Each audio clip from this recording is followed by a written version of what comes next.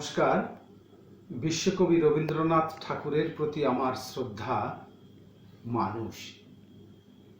এই শতাব্দীর প্রচ্ছদ শিল্পী কে? সভাস্থলে প্রশ্নটা পড়তেই উত্তর রবীন্দ্রনাথ।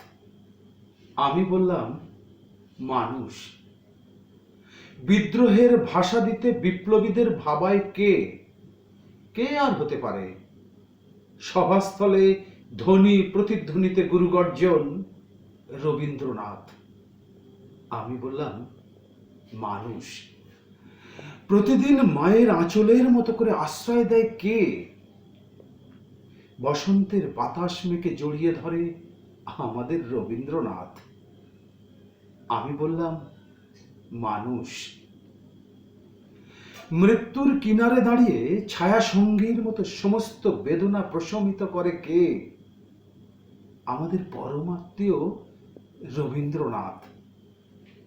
আমি বললাম মানুষ। ক্লান্ত পায়ে গাছের পাতা বয়ে সন্ধ্যা নামলে দুহাতে ঈশ্বরীয় আশ্রয় দেয় কে? রবীন্দ্রনাথ। রবীন্দ্রনাথ। আমি বললাম মানুষ। অন্ধকারের পর উদ্ভাসিত আলোর দিশারি কে? প্রতিটা প্রাণ থেকে সমস্বরে উচ্চারিত রবীন্দ্রনাথ, রবীন্দ্রনাথ, রবীন্দ্রনাথ। আমার দৃঢ় প্রত্যয় বলল একজন পূর্ণাঙ্গ মানুষ।